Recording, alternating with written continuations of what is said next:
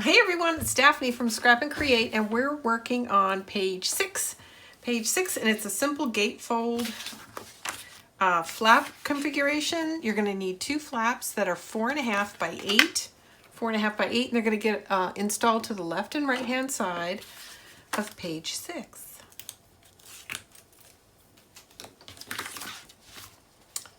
Okay. I'm just making sure I've got the orientation correct. And I do. Actually, it's pretty hard to mess up when you have 2 gate flaps, but when I go to put the designer paper on, I definitely want to make sure I've got the page 5 in the right orientation.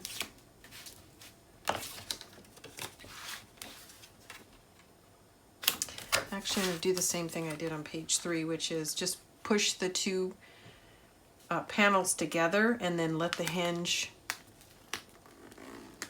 fall. There we go. And that way I know the flaps are not going to interfere or overflap on each other. And it's okay if they do, but you do need to keep in mind which way they go, because sometimes you can get it caught up a little bit when you go to close your book, and it'll buckle the edge of your page. So just something to be conscious about. We're going to add a set of magnets to each flap to hold it in place.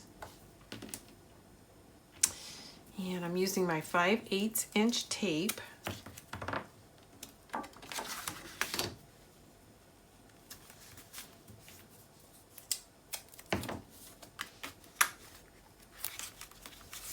And I like the 5/8 inch because the tape will go all the way around the magnet and soften those edges, because the magnets are not beveled. They have a pretty strong edge on them. Had this problem on my other page where there's a magnet underneath here that's repelling it. So I think I'm going to replace it. It's the polar opposite underneath. Oops, I should get the tape off my finger before I touch anything. Good grief. So I'm going to try that one more time. And I'm going to push it more securely into place.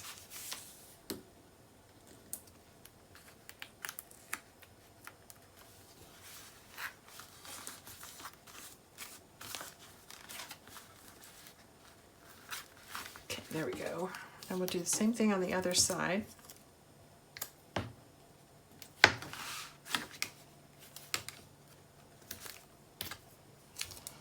I hope everybody's doing good.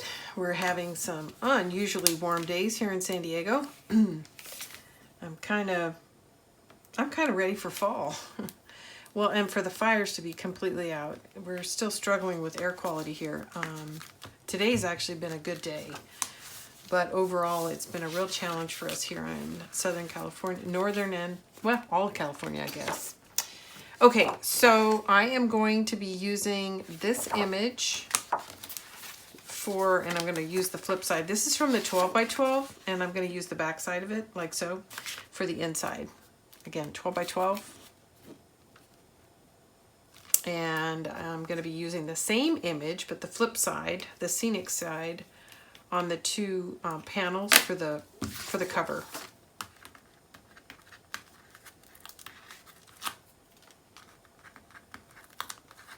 And I'm trying to get a couple more pages done, and then I'm off to go get dinner ready. Which, I don't know what we're having, but I can tell you I'm going to grill it because I don't want to cook indoors. It's too hot. I hardly ever cook indoors. I think grilling is easier. There's less dishes. Isn't that terrible? But it's true. I don't want to spend my time in the kitchen. My guys are not, they don't really care what I cook, so it's not really worth putting a lot of effort into if you don't have people that are going to appreciate it. So, there we go. This is one of my favorite designs in the collection, this pattern. I just think it's really pretty. This would make, you know, an interesting backdrop for a masculine card. You could introduce some navy blues or even this khaki color and sort of tone it down, make it a little bit more masculine. I really like it. Okay, let's go ahead and get the the A side on. So this is exactly it's the reverse of what I put on the inside, only it is the 8x8. So you need something less than an 8x8 to get your borders, and then it needs to be even a little bit smaller so that you're framed out on both sides. So here's how I do it, and everybody can do their own thing, but I take my 8x8 and I split it in half, and then I trim each one of my 4-inch 4x8 panels to fit the flap. So I take an 1/8 inch off this side, and then when I center it, I've got a 1/16 inch all the way around, and then I do the same thing. I take an 1/8 inch off this side. So you can do it a little bit differently, but that's the way I do it, and then you get this continuous pattern. And hopefully that made sense. So rather than trimming down the whole thing and then trying to split it, I split it and then trim on the outside edges. Never trim on the inside or you'll interrupt your pattern. Whoops, that was a little bit of glue there. Sorry about that. I love the look of white, but I hate working with it. It is not very forgiving. And I'm kind of a messy Marvin, so I have to really pay attention to what I'm doing. It's really easy, you know, when you're inking. So I try to ink early and then let it set for a second because it's easy to drag ink across your white paper. And like I said, it's not forgiving. Black covers up a multitude of sins. That's why it's my preferred color. But this collection just would not work on, in my mind, doesn't work on black. I think you could go with navy easy, and you'll see that I'm introducing some navy cardstock to the cover because I've decided to use one of the 8x8 collection pack images instead of cutting down a 12x12. And when I get to the cover, I'll talk about that a little bit more. But after looking at the scale of the images and trying to cut down to 12x12, I just wasn't happy with how it was coming together. So I'm going to show you how you can stretch your 8x8 to cover your 8.5x8.5 cover. Okay, and we'll get to that soon enough. But right now, let's just finish page 6. I guess we could put those up, but that's not my plan. But that's certainly, actually, I might change my mind. Although I think it would be really hard. Let me get a piece of paper. I was going to say, I think it would be really hard to put a photo over that. So I'm going to trim down a photo, or a photo mat real quick, and we're going to see if we can't do that. So I'm doing a 3 3/4 photo mat. Yeah, see, this is a 4-inch panel, and a 3 3/4 photo mat pretty much covers everything. So it would have to be, let's say we put a 3x3 photo there, and that's pretty cropped down. I don't see, you wind up covering the whole image, so I'm not liking that. I think it would look better with, like, so, yeah. I love the images, but I think it's too hard to put a photo on them. So, now if you just didn't want to put photos on these 2 pages and focus your photos on the center, that's another way to look at it.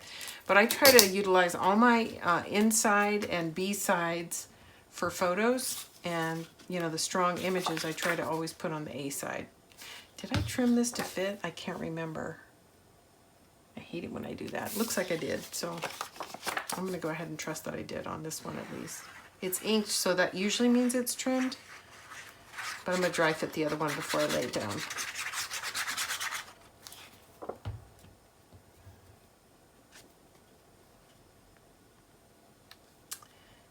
Okay, so for the next couple of days, today is, what is today? Today's Wednesday. Is that right? Yeah, today's Wednesday. Don't ask me the date. I don't know. Today's Wednesday, and the Graphic 45 new collections came in today. So Julie and Charlie, her husband, are busy packaging and getting ready to get all of our, I should have dry fit that before I took that sticker off. I did it again. The pre-orders. So yeah, it's good. So they're busy doing that. So they're going to start shipping those out tomorrow. And so we're going to be knee deep in pre-orders for the next few days. So everybody that's got a pre-order out, it's on its way. That's exciting. And then I'll be working on getting some albums out with those new collections from Graphic 45. So Nature's Notebook, which I want to call it Nature's Sketchbook because that's what they called it the first time they released it. Nature's Notebook and it's the something Friends. I can't remember. Woodland Friends. There we go.